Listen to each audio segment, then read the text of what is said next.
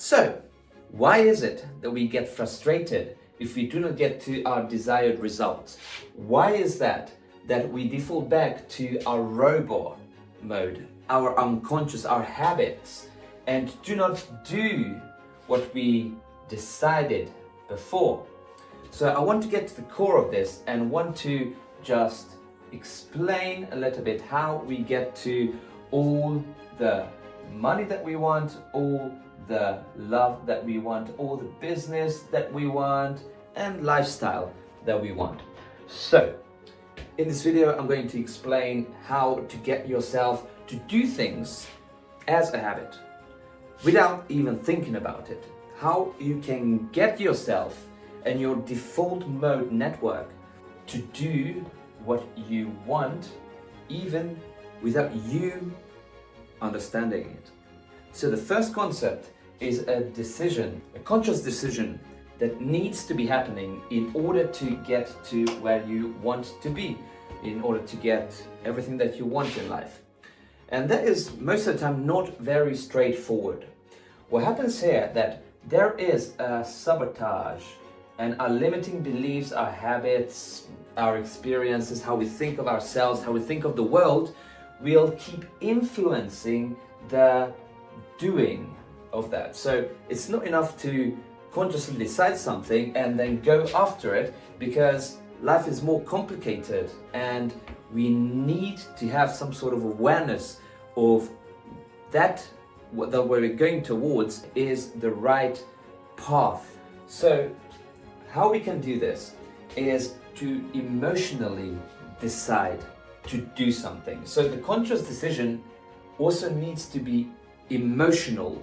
That is why all of these gurus and coaches and everyone are recommending to imagine what you really, really want, and then your body will align and you get emotionally, you get motivated, you get into good mood, and you live in the reality as if it already happened. Perfect.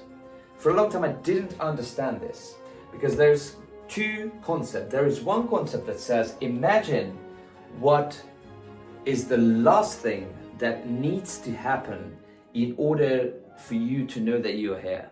And that is very useful, and people get motivated when I talk to them about this and I ask them to imagine the last thing that happens before they get to the money, they get to the lifestyle, they get to the fitness level, they can start doing pull-ups if that's the case, and then they know that they are in that reality, they know that they are living in the way they wanted to live.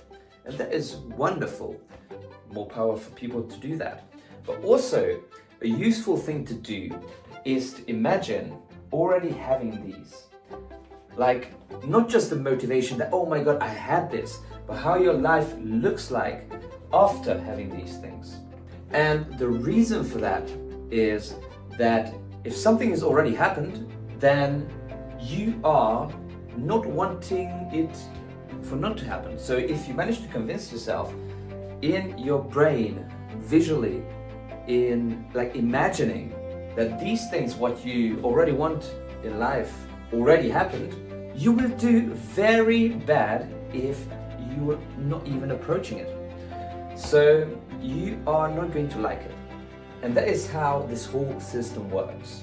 So you imagine what you really, really want, the thing that would mean that you are living in that reality, the before, just before that happens, and after, how it is to live in that reality. And then you are going to have a concept of where you want to be, and also to lock this into a time frame, which I'm going to be talking about. So if you emotionally decide, you get to a different action. And the reason is that we are so clever, our body is so clever. If we're emotionally convinced that something is true, then we would be getting towards it. And we have to drop everything that we imagined. So these imagined realities and triggers, we have to let go of. Because these are, if you understand them, these are just symbols. Just like these little drawings and letters. These are just symbols of what you want to get to, but in reality, it will look completely differently. So as you probably know, emotions are the things that set us into motion. So in order to get to somewhere, we need to feel some sort of emotion about it, because otherwise we do not understand. It's not enough to understand it intellectually or spiritually or however you want to understand it logically. It's important to get an emotional attachment to a situation that you want to be getting towards. And it's not going to be straightforward. What I want to get to, there's going to be like here and there and here and there, and it is not going to happen exactly how you imagined. So you can forget about it. Sometimes it's very close, but very rarely. And there is a lot more in between than you would have thought of. And in order for you to know the exact steps, how you are going to get to where you want to be, you would need to be imagining every little thing that will happen along the way, which is not very realistic because reality is changing so fast and our circumstances, situations change so fast that we would need to rely on our conscious brain in order to design this whole thing. And as I mentioned in the previous videos, only 126 bits of information is coming to us from the 11 million bits of information that we have around us every second. So we would need to be aware of all of them consciously, and that would mean probably an explosion in the brain, which is not very useful because then we cannot really be functioning. So in order to be able to function, we reduce the information and we choose what we focus on unconsciously. And that is critical to understand. So emotions will set you into motion. That will help you do things. I hope that's clear so far. And where do you get those emotions from? You get the emotions from the meaning that you assign to what you want to achieve. And I love that part because we can create it. If you're not creating that consciously, we are going to be creating it unconsciously. And that is going to be based on our limiting beliefs most of the time because they help us imagine things in a very realistic way. But actually, it might sabotage us, which is the case, but it also gives us awareness. So in order for you to get the right meaning that motivates you, that you feel excited about, you need to be asking a question from yourself that if you achieve these, what would that mean for you? And you really need to not just intellectually understand, but emotionally understand. So you bind yourself to the outcome, to what you want to be having. And I want to be staying away from the result-oriented thinking, what the whole world is about, because we have to be enjoying where we are as well. So we cannot just be about the outcome. We cannot just live our lives on the basis that if what we want to happen happens, we will be happy. That is not how it works. You have to be living in the reality. You have to be feeling those emotions in spite of the circumstances that you have. And then you are going to influence your default mode network, and your focus is going to be on the things that would help you to get to where you want to be. Isn't that interesting? It's quite simple as well. So, you start here, you are right here, and you know yourself, you accept yourself, your thoughts and feelings, because you cannot be building a future on a shaky ground because it's going to collapse. And it happened to me so many times until I realized I needed to be honest with myself, because otherwise I would just go back to where I was. I start building and then go back, start building, go back. A lot of emotional moments where I realized that, oh, this is actually not what I wanted. This is not true to who I am. and my decision was based on something that I didn't actually want. So, we need to be knowing, accepting ourselves and our feelings in order to know what we really want. So the pivoting points and our imaginative reality doesn't have to be reconstructed all the time. So we know ourselves, we accept ourselves. For that, we need to be craving some time out from our everydays, because there are all these situations that we find ourselves in. There is work, there is an event, there are people that we react to. These are all reactions. And we shouldn't be in reaction, we should be in creation. The reaction means that we are doing things based on our environment, and that is always the case to some proportion. But we also need to be craving a moment out from our everyday where we can be consciously creating and where we can get and think about what we really want. Because let's be honest, we are human and we always want something more, something else, something new, and that motivates us. If we are content, we are not content for a long time. So we always need to be moving in order to feel some sort of life. If we're not moving, we're dead. And it's better to design what you want instead of just living your life without any aim and just be controlled by your limiting beliefs, your beliefs that you don't know of, and just be in a reaction to those situations, to those events. So we judge in some ways. I love this, I hate this, I used to be like this is cool, I don't like this, whatever it is. And then we are craving some time out in our days. So we build something, and not from something imaginative, but something real that we know ourselves, that we accept ourselves, our thoughts and feelings. So you are completely okay with who you are, and then you can plan.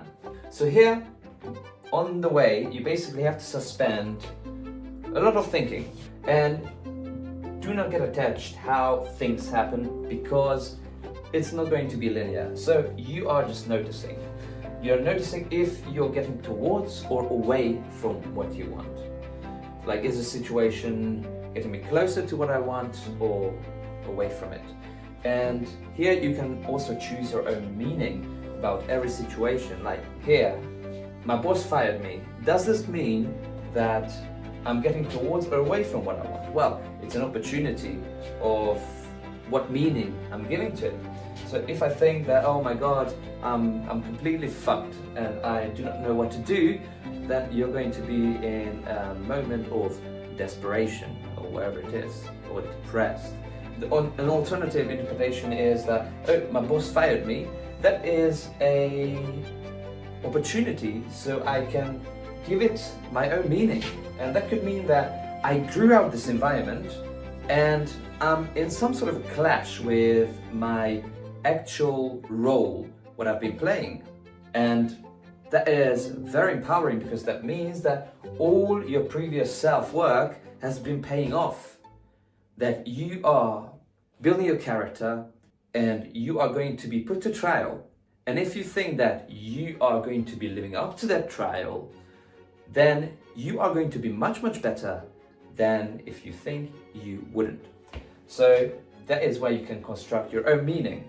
So instead of thinking and overthinking about what's wrong with me and what is going on, whatever it is, only notice. There is a very great way of thinking about all this, because we don't know what is good, we don't know what is bad most of the time. We just have an interpretation of this, and that would determine our emotional state, and that we'll put ourselves down and whatever happens, and then we're just not feel like we're not moving towards something, or we're just like completely trapped in our heads because we're emotional. Or if we zoom out and we just see the bigger picture, well, we can actually see that we're on a timeline, a non-linear timeline, going towards what we really, really want.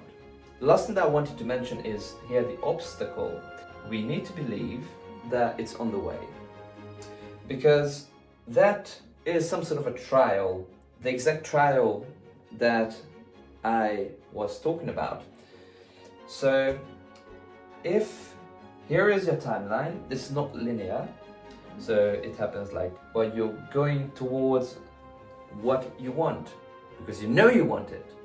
So you will see the opportunities that come up related to those events. Now, there are also all these limiting beliefs and sabotage that is coming up when you decide on something, which is for another video.